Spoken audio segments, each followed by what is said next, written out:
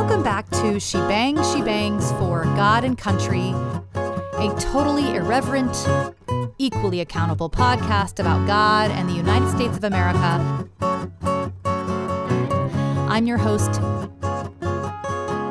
Jennifer Bangs.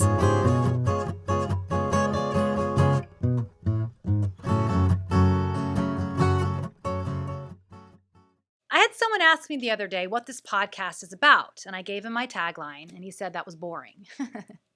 He asked, what do you want people to get out of listening? And I said, to be smarter, to be more open. And he said, then say that. So I'm saying it here. This podcast is a call to be smarter, to be more open. The world is a big place. I don't know it all. I can't know it all. So I ask questions and I consider. I'm open to the ride. I'm open to being wrong. Because if I know what's contrary to my beliefs, it only clarifies what I believe. And if I'm wrong, I grow. So take a listen. Double down on what you know or grow. Either way, you'll be smarter and more open.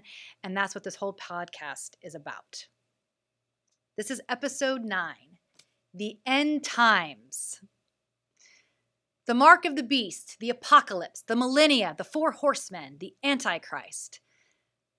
Most of us recognize those words, but do you even know what they really mean besides a really bad Kirk Cameron movie made in the early aughts? Last episode, I read the book of Revelation. It takes about an hour, so I encourage you, if you want to have a better understanding of the end of the world, maybe go back and listen to me reading it out loud. And if you have read it or listened to it, great. Then you'll have a little bit better of an understanding as we move through this episode concerning eschatology. Eschatology is the part of theology concerned with death, judgment, and the final destiny of the soul and of humankind. End times. This is not going to be in depth here. I'm in no way wanting to do a deep dive into this book. My goal here is to give a broad brushstroke of the book, a Cliff Notes version, if you will. Why? Because it is my belief, along with many others, that we are indeed living in the end times, or about to be. And what I want to do today is go over some things in the book of Revelation and ask, are the things we're experiencing today what is being talked about in the book? As I was embarking on this study, I found out that in the religion of Islam, they also have an end times prophecy. And interesting enough, there are similarities between Islam and Christianity as far as the signposts that signal end times. They have an antichrist, a strange beast, earthquakes, smoke, a slave girl giving birth, and yes, even the return of Jesus. Crazy, right? But I mean, Islam, Christianity, and Judaism all have their roots in Father Abraham, so it makes sense that our eschatology would have similar themes. And I just found that fascinating. And considering that much of Christian eschatology comes from Old Testament writings that are the same in the Jewish faith, basically what I'm saying is that these 3 main religions share similar themes and signposts that hearken the end of the world. Jesus talked a lot about end times in the gospel books, Matthew, Mark, Luke, and John. I'm not going to reference those texts here. We're just going to be talking about the book of Revelation today. There's a lot to cover, so we can just focus on one book. Now, another caveat I must add, my video 2 videos ago, episode 7, was factual. That video was taken down after only a couple of 100 views. I knew it might be censored, but I got whiplash from how quickly it was taken down. I'm not known in this space as some big conspiracy theorist or fake science crier, so it was surprising I was spotted that quickly and effectively. If you'd like to watch episode 7, click on the link below. That'll take you to some places where they don't censor. Now, the reason I bring up episode 7 is to show a comparison between this episode and that one. Episode 7 was documented. It was accurately fact-checked by real fact-checkers called historians or fact-checkers pre-2020. But this episode is not fact-based. This episode is theory. And yes, you can even call it conspiracy theory. This episode is the definition of conspiracy theory. I fully embrace that fact because I know the difference between theory and fact, unlike most news programs out there. Sometimes there are conspiracies, and the big the industry is full of conspiracy and corruption. Our government is full of conspiracy and corruption. And I'm harping on this because I want to be very clear that as open and transparent I am about this episode being conjecture, episode 7 was not. The book of Revelation is certainly a real book. That's a fact. But what you take out of it, how you interpret that, well, I'll leave that up to you. It is pretty fun looking at all this stuff. So here we go. Episode 9, the end times. Before we dive into the actual words of the book of Revelation, let me give you an oh-so-brief history of the book for context. One of Jesus' 12 disciples was named John. After Jesus was crucified and claimed to have risen from the dead, the religion of Christianity was born. And as the message of Christianity, called the Way, started proliferating around the Middle East, there was some backlash and persecution that arose. This makes sense. Governments don't like new ways of thinking. John had been arrested for spreading the message of Christianity, and his punishment was to be exiled onto the island called Patmos. Now, while John was on the island by himself, he had an open vision, what he called the Revelation, and he wrote down this revelation, and that's what we call it, the book of Revelation, singular. One revelation. Now, what I mean by an open vision is, I've never had one of these, but a lot of my friends have. And they say that what it is that you are fully awake, you are fully cognizant, you know that you are not actually asleep, and you know that the pictures and images that you see are not actually happening to you, but the vision is so precise and detailed and real feeling that it feels like a dream.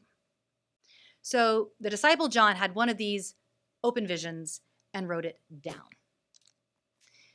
And once you've read the entire book, you'll see that theologians have deduced that the entire book, which is a prophecy, seems to state that the end times will begin with 7 years of really, really, really bad stuff happening to the world.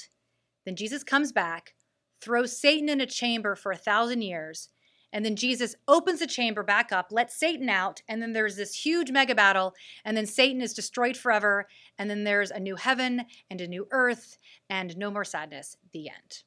So that's what it is. We have like a 7-year time period, and then a 1,000-year time period, and then like eternity. And while it's true that no one knows when these 7 years will start, it is believed that once they start, that signifies the end of the world. And while it is true again that no one knows the exact day all this will take place, the Bible does say that we will know the season. Like when you see a fruit tree flowering, you know the season of fruition is near.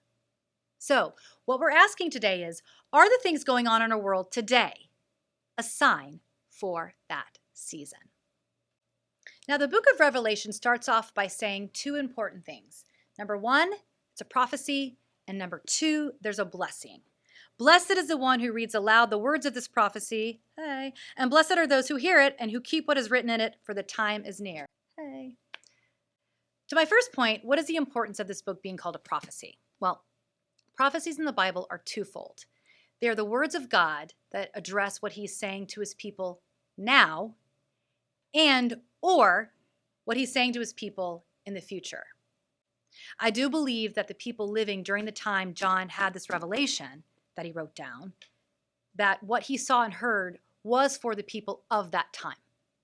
But there is no way that everything John saw and heard was all fulfilled during that time period. And therefore, I believe that this book applies as well to people in the future of when it was written. And the whole point of this episode is that I believe we are those future people. That was a little terrifying to me when I first heard some prophet friends of mine saying that when I asked them, are we living in the end times?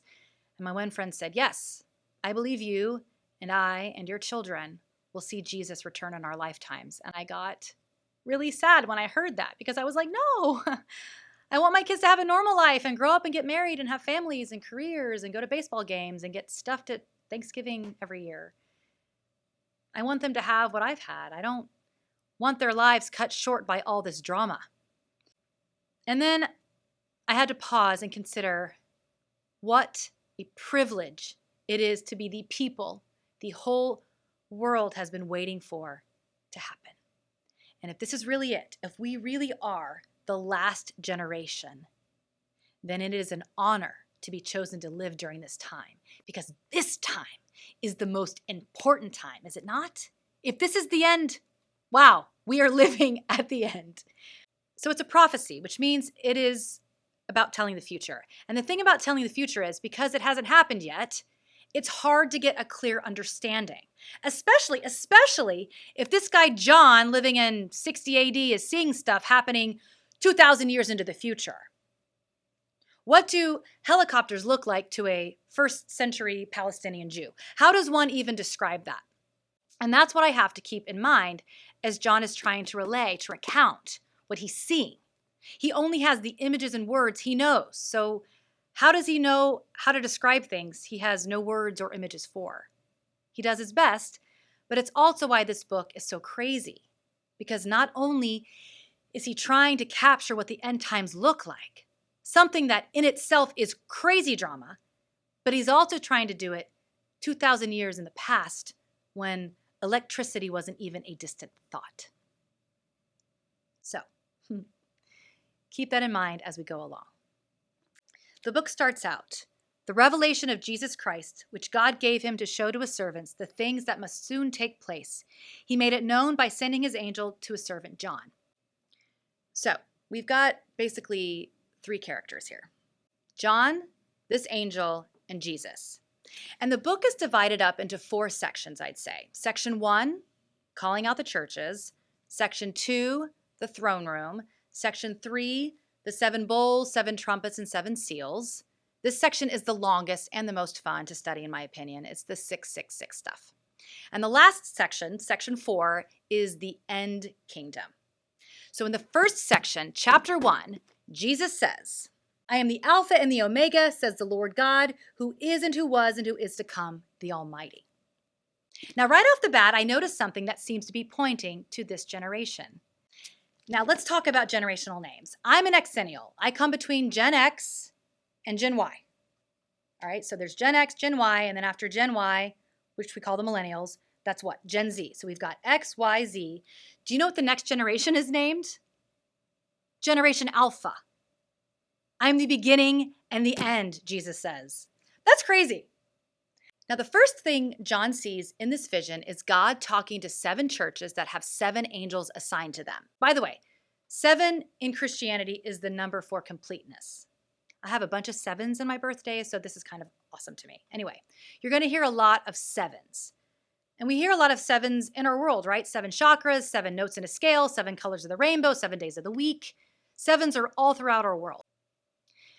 So then these 7 churches, God starts calling them into account. Now, these 7 churches, they all have names, and these names are based on the cities where these churches are. At the time, these cities existed.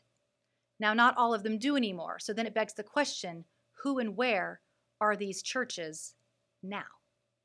I don't really know, but all I know is that one of them is called Philadelphia. So that's cool. So God calls into account these 7 churches, all right? He goes through each of them and tells them how they're awesome, and then he tells them where they've messed up. And he does this because he's like preparing them for what they're about to come upon, the end times. It's like the notes after the dress rehearsal or the scrimmage before the big game. This is the final words of advice before go time, show time. And after the churches are addressed one by one, which covers chapters 2 and 3, we now move into the second section, chapters 4 and 5, the throne room. Chapter 4 talks about these 4 living creatures and these elders and the 4 creatures saying day and night, holy, holy, holy is the Lord God Almighty, who was and who is to come. Again, talking about Alpha and Omega, first and last stuff. The next chapter, we're still in the second section. The next chapter has 4 creatures and 24 elders holding harps and golden bowls full of incense, which are the prayers of the saints. That's what it says. And that's cool to know, that your prayers are never in vain. They do make it to heaven, to the throne room. After the throne room, we move into the third section, the large section, what I call the 7s section. Now, Revelation is 22 chapters, so now we're into chapter 6. And here in chapter 6, a scroll appears. And the question is then asked, who is worthy to open the scroll?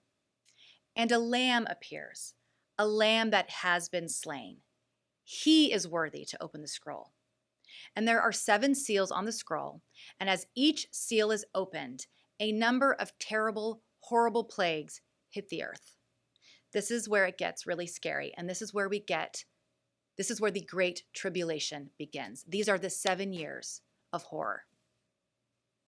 So we've got these 7 seals. We're later going to have 7 trumpets and 7 bowls. And real quick, I just want to say either there are 21 events happening in chronological order, or these sets of 7s are describing the same thing.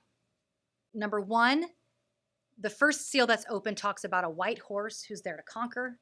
Number 2 is a red horse. Number 3 is a black horse. Number 4 is a pale horse. And this is where we get the 4 horsemen, when you've heard that phrase before, all right? The 5th seal is martyrs. The 6th seal talks about earthquakes and everyone freaking out about these earthquakes. The next chapter takes a pause between the 6th and 7th seal and talks about 4 angels holding back 4 winds on 4 corners of the earth. And there are 144,000 people from the 12 tribes who must be sealed by their foreheads before the angels can let go. And these people are the ones coming out of the Great Tribulation. I mentioned this section because notice that they must be sealed on their foreheads. That's important for later. Then the 7th seal is opened, and there is silence for half an hour. Then fire is thrown to the earth. Boom. Then it moves very quickly to the 7 trumpets. Now, you all remember the 7 angels from the 7 churches earlier. Well, they start blowing their trumpets one after another. Now, here's where a lot of Christians find value in Trump. I'm not saying that they're right, but let's talk about Trump for a second, okay? Love him or hate him, he is a loud person. Many Christians believe Trump is a hearkening to the end times, that he is a symbol. Again, I'm not making a judgment on that symbol, but many see his presidency as a sign of the end times, a heralding, all right? Now, there is a prophet named CLEMENT who prophesied Trump's presidency back in 2007. CLEMENT died right before Trump came into office, but you can find tons of CLEMENT's prophecies all over YouTube. And they speak to the value and excitement of prophecy. Okay, so now we move into the 7 trumpets. And like I said earlier, you can either see the 7 seals, 7 trumpets, 7 bowls as like 21 events, or you can see them as 7 events described 3 different ways, all right? So, okay, the angels start blowing their trumpets, and like the seals, each trumpet sets off one terrible plague after another. Fire and blood and hail and the oceans dying and stars dying. It is just awful. Trumpet 5 is considered the first woe, where a star falls and is given a key to the bottomless pit, where locusts are released to torment those without the seal for 5 months. It says people will seek death, but they will not find it. In appearance, the locusts were like horses prepared for battle. On their heads were what looked like crowns of gold. Their faces were like human faces, their hair like women's hair, and their teeth like lions' teeth. They had breastplates like breastplates of iron, and the noise of their wings was like the noise of many chariots with horses rushing into battle. They have tails and stings like scorpions, and their power to hurt people for 5 months is in their tails. They have as king over them the angel of the bottomless pit. His name in Hebrew is Abaddon, and in Greek he is called Apollyon. Now, I read this verse to give an example of the whole, how does John describe something he doesn't have words for? Okay, so when I was growing up in church, I would hear that this passage could be talking about Apache helicopters. The noise of their wings was like the noise of horses rushing into battle, it says. Well, that may be the way that a first century person would describe the sound of a helicopter. Their hair was like women's hair, so that could be propellers. Again, who knows, but it's certainly cool to conjecture. And I noticed it says that the locusts will torment those who don't have the seal of God on their foreheads. This is important, and we'll get more into this later, but I just want to point this out. There are more trumpets, and then it says this. The rest of mankind who were not killed by these plagues did not repent of the works of their hands, nor give up worshiping demons and idols of gold and silver and bronze and stone and wood, which cannot see or hear or walk, nor did they repent of their murders or their sorceries or their sexual immorality or their thefts. This tells me that the purpose of all these plagues is to get people's attention. It reminds me very much of Pharaoh not letting the Egyptians go and God using Moses to unleash all these plagues on the land until finally Pharaoh relents and lets the people go. These plagues, to me, are like the same kind of thing, to get the attention of people regarding God's great power and might, and for people to bend the knee, to realize their humanity and limited time on earth, and that there are two sides to choose from, and you will have to make a choice. In chapter 11, it says, "The nations will trample the holy city for 42 months, and I will grant authority to my 2 witnesses, and they will prophesy for 1,260 days, clothed in sackcloth. They have the power to shut the sky, that no rain may fall during the days of their prophesying, and they have power over the waters to turn them into blood and to strike the earth with every kind of plague as often as they desire. And when they have finished their testimony, the beast that rises from the bottomless pit will make war on them and conquer them and kill them, and their dead bodies will lie in the street of the great city that symbolically is called Sodom and Egypt, where their Lord was crucified. For 3.5 days, some from the peoples and tribes and languages and nations will gaze at their dead bodies and refuse to let them be placed in a tomb. And those who dwell on the earth will rejoice over them and make merry and exchange presents, because these 2 prophets have been a torment to those who dwell on the earth. But after the 3.5 days, a breath of life from God entered them, and they stood up on their feet, and great fear fell on those who saw them. Then they heard a loud voice from heaven saying to them, 'Come up here.' And they went up to heaven in a cloud, and their enemies watched them. And at that hour there was a great earthquake, and 1/10 of the city fell. 7,000 people were killed in the earthquake, and the rest were terrified and gave glory to the God of heaven." Here is another example of this great dramatic imagery, but within a very specific time frame. This is helpful to my ears and my understanding, because when this happens, we will know it will end, and we'll be able to check the accuracy of this prophecy for if and when we see 2 sackclothed people screaming in Jerusalem, we know it'll be for 3.5 years, and then they'll rise after 3.5 days. And if and when that happens, we can start reading this book with even more earnestness, right? Okay, now then there's the 7th trumpet. Praise Jesus! There's earthquake and peals of thunder. So now we're done with these 7 trumpets. Now, before we start up with the 7 bowls, we enter into text about a woman and a dragon and beasts and a false prophet. Chapter 12. "And a great sign appeared in heaven, a woman, pregnant and crying out in birth pains and the agony of giving birth. And another sign appeared in heaven. Behold, a great red dragon with 7 heads and 10 horns, and on his head 7 diadems. And the woman fled into the wilderness, where she has a place prepared by God, in which she is being nourished for 1,260 days. And when the dragon saw that he had been thrown down to the earth, he pursued the woman who had given birth to the male child. But the woman was given 2 wings of the great eagle, so that she might fly from the serpent into the wilderness, to the place where she is to be nourished for a time and times and half a time. The serpent poured water like a river out of his mouth after the woman, to sweep her away with a flood. But the earth came to the help of the woman, and the earth opened its mouth and swallowed the river that the dragon had poured from his mouth." I am no poetry expert, but this kind of language sounds a little bit like Asian poetry to me. I don't know a lot about Chinese poetry or folklore, but the little that I've read, this sounds like it. And maybe I'm thinking this because what is another name for a red dragon? China. Now, I am not saying China is the devil, but China is a formidable force these days, and they are growing in power. China did unleash this thing that we've been dealing with since 2020. We know that now, and I believe that the U.S. did have something to do with it as well. But all this great global mass hysteria and the ensuing protocols were birthed out of China.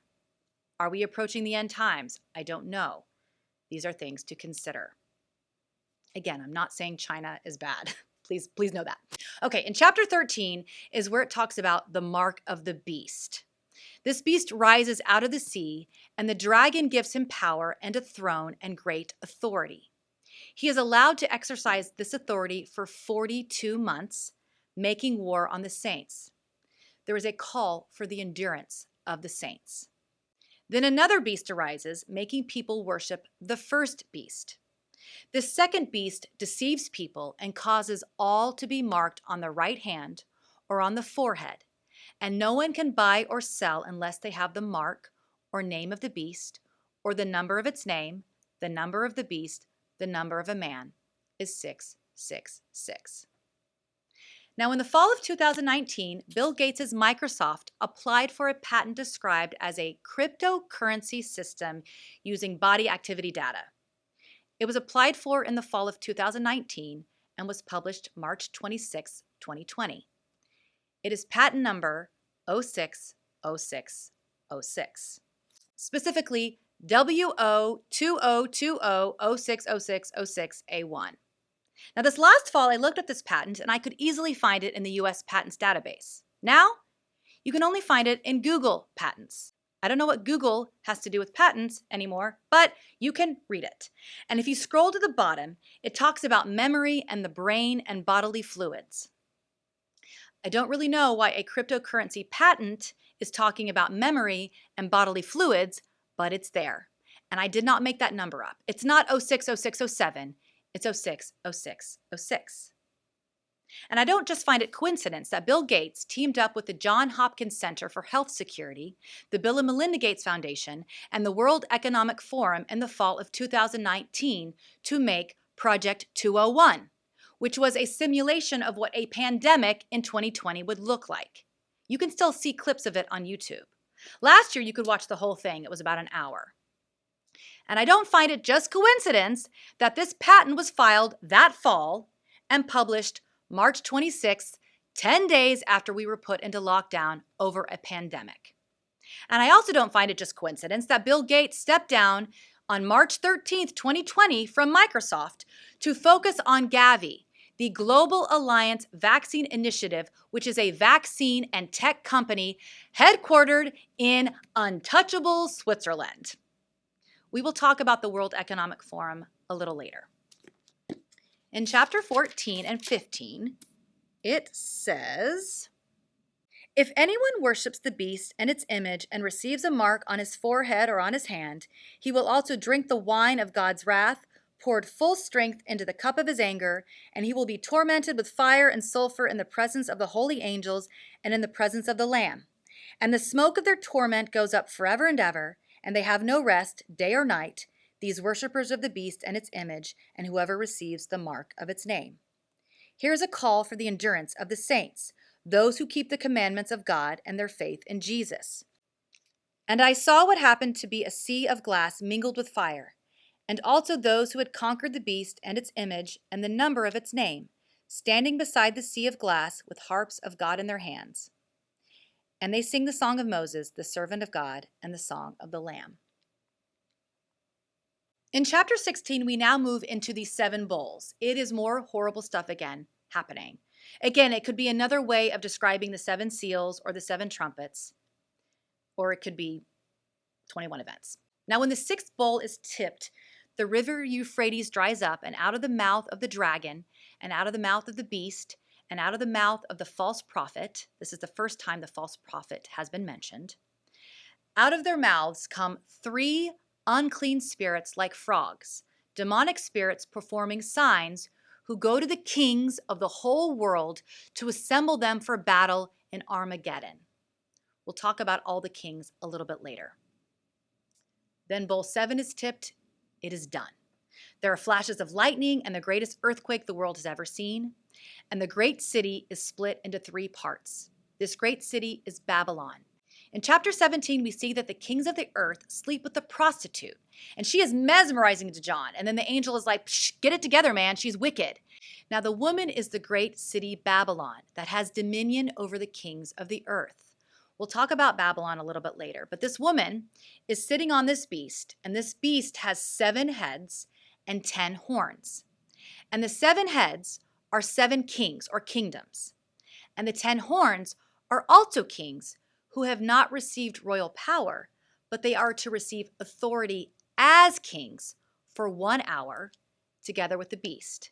These are of one mind, and they hand their authority to the beast to make war on the Lamb. This screams New World Order to me. If you don't know who Klaus Schwab is, look him up. He runs the World Economic Forum, which he started in 1971, 50 years ago, also in Switzerland. And this guy is straight out of a comic book. He looks and talks like Dr. Evil from Austin Powers. I am not kidding. And here is the World Economic Forum's 2030 predictions that they just made not that long ago. Number 1, you'll own nothing and you'll be happy. Number 2, whatever you want, you'll rent and it'll be delivered by drone. Number 3, the US won't be the world's leading superpower and a handful of countries will dominate. Number 4, you'll eat much less meat, an occasional treat, not a staple. And number 5, Western values will have been tested to the breaking point. If you watch the speeches of these heads of state like Trudeau, Merkel, Macron, Johnson, Biden, you will hear the same phrases over and over and over again. Build back better. The Great Reset. The New World Order. These phrases are not new, but they are being repeated at a fervent rate. Now look at the world's reaction to what's been going on this last year. Despite our geographical location or socioeconomic state or weather or population or season, we are all reacting in the same way. When has each and every country been told to approach things and approach them in the same way? I ask you. Chapter 18 is the fall of Babylon. Alas, alas, you great city, you mighty city Babylon, for in a single hour your judgment has come. And the merchants of the earth weep and mourn for her, since no one buys their cargo anymore. Cargo of gold, silver, jewels, pearls, fine linen, purple cloth, silk, scarlet cloth, all kinds of scented wood, all kinds of articles of ivory, all kinds of articles of costly wood, bronze, iron, and marble, cinnamon, spice, incense, myrrh, frankincense, wine, oil, fine flour, wheat, cattle, and sheep, horses and chariots, and slaves, that is, human souls. Alas, alas, for the great city that was clothed in fine linen and purple and scarlet, adorned with gold, with jewels and with pearls, for in a single hour all this wealth has been laid waste. And all shipmasters and seafaring men, sailors and all those who trade on the sea, stood far off and cried out as they saw the smoke of her burning. What city was like the great city? Then a mighty angel took up a stone like a great millstone and threw it into the sea, saying, So will Babylon, the great city, be thrown down with violence and will be found no more. And the sound of harpists and musicians, of flute players and trumpeters will be heard in you no more. And a craftsman of any craft will be found in you no more. And the sound of the mill will be heard in you no more. And the light of a lamp will shine in you no more. And the voice of bridegroom and bride will be heard in you no more. For your merchants were the great ones of the earth, and all nations were deceived by your sorcery. And in her was found the blood of prophets and of saints, and all those who have been slain on earth. Now this may be the hardest chapter for me to read, because it reminds me of a certain city. Now see, this city, whatever city this is a great city. It's the greatest city in the world. The whole world has revered this city, and this city does and has everything. It's where everyone goes for goods, luxury goods and spices and cattle and transportation and fashion and music and art and progress and light. And this city is on the water, because shipmasters and seafaring men and sailors will stand far off and cry out as they watch her burning. And among the cargo of this great city is slaves, human souls. And a great millstone is thrown into the sea to represent the fall of Babylon. And decades before Revelation was written, Jesus talks about anybody who hurts a child. And he says it would be better for them to have a millstone hung around their neck and be drowned in the depths of the sea. I don't know a whole lot about human trafficking, but this chapter talks about this great city trading people and souls. And then it talks about millstones. And that sounds pretty grim to me. And though I do not know what exact city this is, I do know what we consider the greatest city in the world today. And I know from personal experience that this city that I love spent this last year shutting off their lights and their music and their stores. And this city is requiring people to show their papers just to walk into a store anymore. Last summer, I listened to the book of Revelation read every week by a missionary named Eric. And one particular week last summer, when he started reading this chapter, I started crying and I couldn't stop because it so much sounded like the city that I love. I also want to point out that in this chapter 18, it says all nations were deceived by your sorcery. Sorcery here is the word for pharmakia. I find that interesting. Chapter 19, hallelujah. Jesus shows up on a white horse, a literal white horse. I do find it fascinating that all little girl fairy tales of princes riding in show up on a white horse. And so the hero returns for his bride. It actually calls it the marriage supper of the Lamb. And he comes to take out the beast and the false prophet and all the kings that had gathered in Armageddon to wage war against Jesus. This is the end of the 7 years of tribulation. As we read earlier, there's talk of 3.5 years and 3.5 years. So there will be 7 years of tribulation. That's what all the talk about the bowls and the trumpets and the seals are about. 7 years of hell on earth. Then Jesus shows up. Now, I do not believe we are living in those 7 years. No way. There will be zero doubt when things are this bad. Kings will be aligning together against Jesus and followers of Jesus, and there will be an antichrist and this false prophet guy, and there will be massive debate over the mark of the beast, who you are pledging your allegiance to. So let's talk about the mark of the beast. All right, we've already read about there being 2 different marks. One's for people who have it on their foreheads, that they signify their allegiance to God, and another mark, either on your right hand or on your forehead, that signifies your allegiance to the beast. This is not something that anyone is unclear about whom they are pledging their allegiance to, because these marks have to do with worship. These marks are a clear sign to everyone whom you follow. I do not think that this current thing that we're talking about in our world, the V word, I do not think that is the mark of the beast. It cannot be. Because no one is worshiping anyone by getting it or not getting it. But I do believe that this current thing, the V word, will someday be the mark of the beast. Because this book says that if you don't get it, you can't buy or sell things. And here in New York City, you got to show papers to go inside and buy things. And over in Israel, they're the first and only country to require everyone to get it. Why New Yorkers are not up in arms about this is beyond me. But the book of Revelation also says that the false prophet will deceive people to get the mark of the beast. So yeah, I'm saying it. I think that my friends who are totally okay with forced medical practices going on right now are woefully ignorant of history and where these things can lead. And what is going on in Israel, and what is going on in the city with the second highest population of Jewish people, is right up there with the Star of David being strapped to your arm. How quickly we have forgotten the Nuremberg Code. And I quote, number 1, in the Nuremberg Code, the voluntary consent of the human subject is absolutely essential. So yeah, I think the mark of the beast will be an involuntary medical treatment that is somehow expressed physically on your body, checking your forehead or your right arm.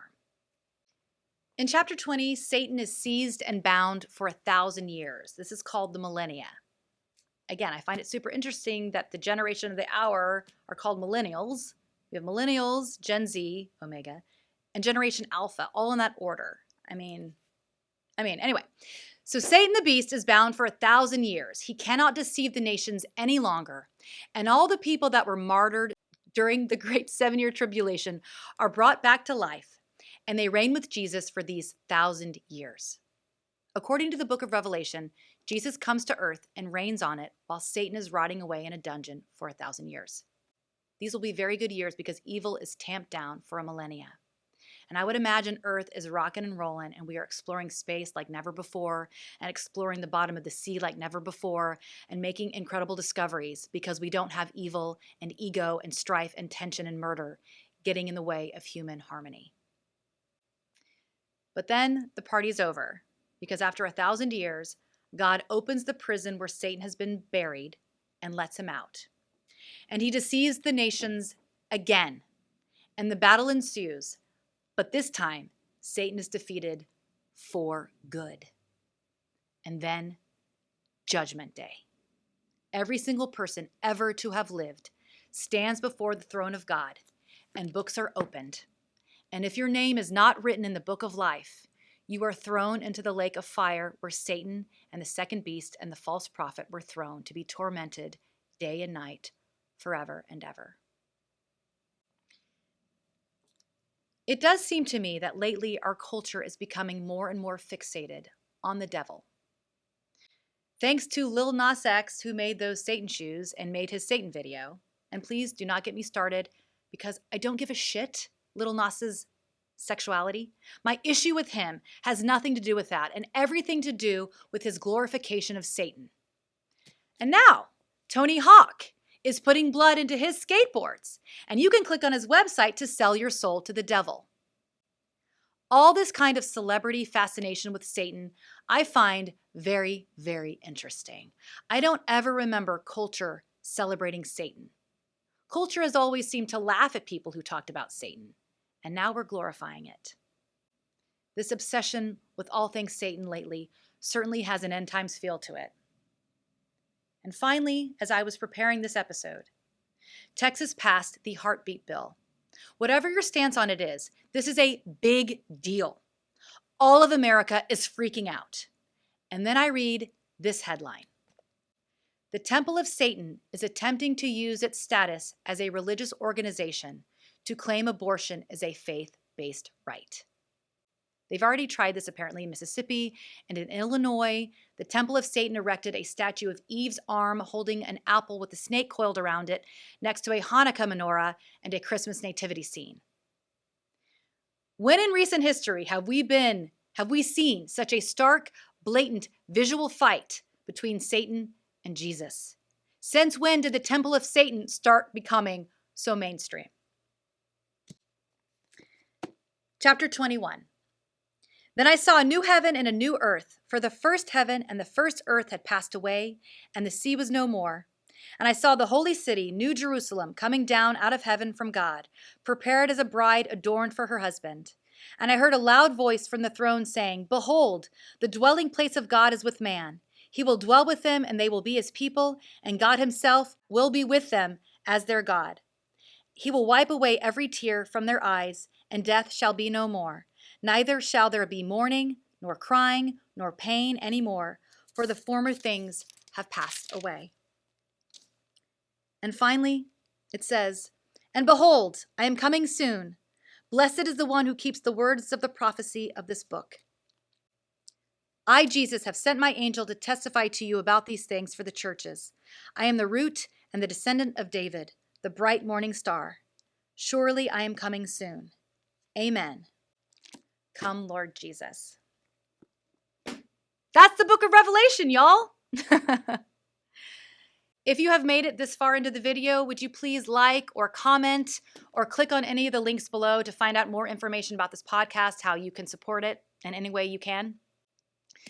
This is She Bangs for God and Country. I'm your host, Jennifer Bangs. Thank you for watching.